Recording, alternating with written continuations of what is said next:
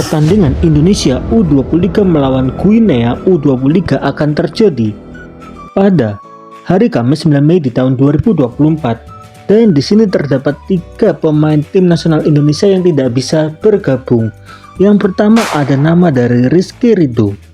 Dan mungkin teman-teman akan bertanya, kenapa? Karena akumulasi kartu merah, teman-teman.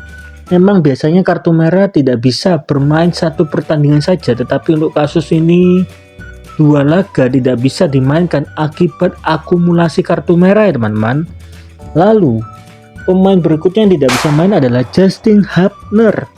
Kenapa tidak bisa main? Dikarenakan nama dari Justin tidak mendapatkan izin dari klubnya. Dan pemain yang ketiga yang tidak bisa main adalah Elkan Bagot. Memang nama dari Elkan untuk laga cupnya sudah selesai, tetapi pihak klub sama sekali masih belum memberikan izin apakah Elkan bisa bermain atau tidak. Maka dari itu masih menjadi tanda tanya. Tetapi teman-teman agak penasaran, line up ataupun susunan pemain tim nasional Indonesia melawan Guinea seperti apa? Di sini saya sudah membuat suatu prediksi, teman-teman, dari data demi data. Seperti yang telah teman-teman lihat pada foto, line up ataupun susunan pemain, di sini saya memakai formasi yang cocok untuk timnas Indonesia adalah formasi 3-4-2-1. Dan tentu saja teman-teman akan bertanya, kenapa formasi itu cocok untuk Indonesia? Lalu mungkin teman-teman akan bertanya, kenapa penyerangnya adalah Hoki Caraka? Kita akan bahas satu persatu ya teman-teman. Kita mulai terlebih dahulu, kenapa formasi ini sangat cocok ketika Indonesia melawan Guinea.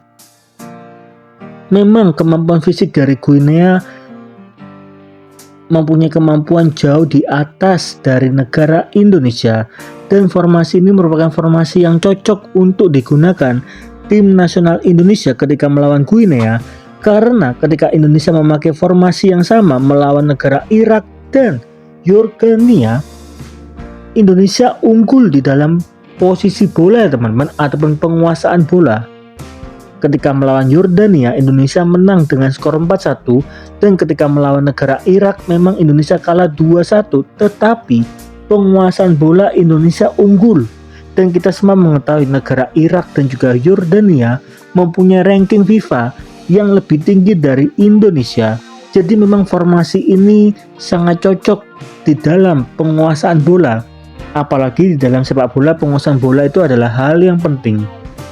Di satu sisi memang Indonesia juga pernah menggunakan formasi dengan 3-4-3, tetapi ketika kita melihat sejarah ataupun data, formasi 3-4-3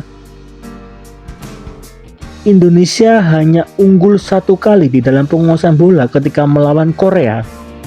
Dan ketika Indonesia melawan Uzbekistan dan juga Australia, Indonesia di dalam penguasaan bola itu kalah. Tetapi beruntungnya ketika melawan Australia, Indonesia bisa menang dengan skor 1-0. Tetapi penguasaan bola adalah hal yang sangat penting. Jadi meskipun Indonesia menang tetapi penguasaan bola itu kalah, maka itu menjadi PR tersendiri bagi negara Indonesia. Karena di dalam sepak bola ketika unggul di dalam penguasaan bola, maka biasanya kemungkinan menang akan jauh lebih tinggi. Jadi kita kembali lagi membahas kenapa memakai formasi 3-4-2-1 ketika Indonesia melawan Guinea yang akan terjadi pada hari Kamis 9 Mei di tahun 2024. Di situ sudah saya jelaskan ya teman-teman, karena Indonesia unggul. Tetapi perlu digarisbawahi kenapa Indonesia bisa unggul, karena di dalam posisi tengah ataupun midfielder Indonesia menguasai banyak pemain. Seperti yang telah teman-teman lihat pada lingkaran yang telah saya buat, itu menjadi kunci teman-teman untuk permainan bola Indonesia di dalam penguasaan bola. Sehingga ketika Indonesia bisa memanfaatkan dengan baik dengan adanya banyak pemain di tengah, maka penguasaan bola akan lebih unggul. Serta untuk menyusun serangan maupun bertahan, Indonesia akan mempunyai banyak kesempatan untuk melawan negara Guinea. Jadi formasi ini memang merupakan formasi yang cocok ya teman-teman. Lalu ketika posisi tengah itu kosong dan Guinea bisa melampauinya, maka akan ada 3 bertahan Indonesia yang siap menghadang dan melakukan serangan balik ya teman-teman. Jadi formasi ini merupakan formasi yang cocok ya teman-teman, tapi sekali lagi ini hanyalah sebuah prediksi. Lalu teman-teman akan bertanya, kenapa serangan atau pemain penyerang Indonesia memakai nama dari Hoki Caraka? Jadi di sini saya hanya membuat spekulasi saja. Nama dari Rafael akan tetap masuk menjadi pemain inti, tetapi hanya masuk di babak kedua. Jadi di babak pertama Indonesia akan bermain bertahan dengan formasi ini. Jadi Hoki Caraka hanyalah sebagai pemain pelengkap saja. Dan ketika Indonesia bisa unggul 0-0 di babak kedua, Rafael akan masuk turun ke lapangan dengan stamina yang lebih penuh. Dan ketika itu terjadi, maka serangan-serangan Indonesia akan jauh lebih efisien ya teman-teman. Tetapi sekali lagi teman-teman wajib menggarisbawahi bahwa ini hanyalah sebuah prediksi saja. Jadi bisa salah dan bisa benar.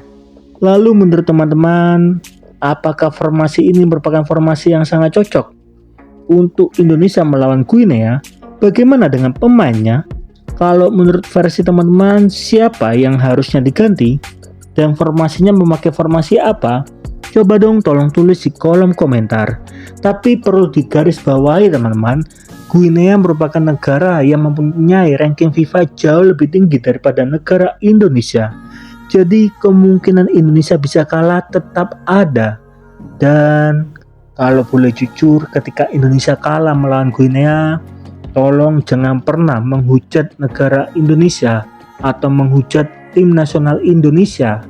Apalagi sampai melakukan tindakan seperti yang pernah dilakukan di negara Malaysia, yaitu menyiram air keras kepada pemain terkenal di negara Malaysia yang mempunyai nama Faisal Halim. Karena akibat ulah warganya sendiri, Faisal Halim harus terkena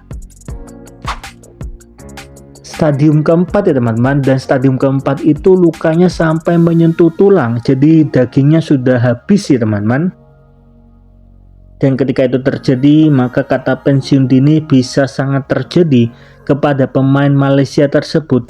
Jadi kita sebagai fans negara Indonesia wajib menerima kemenangan dan juga kekalahan yang dialami oleh tim nasional Indonesia. Jadi apa harapan dari teman-teman untuk tim nasional Indonesia? Coba dong tolong tulis di kolom komentar.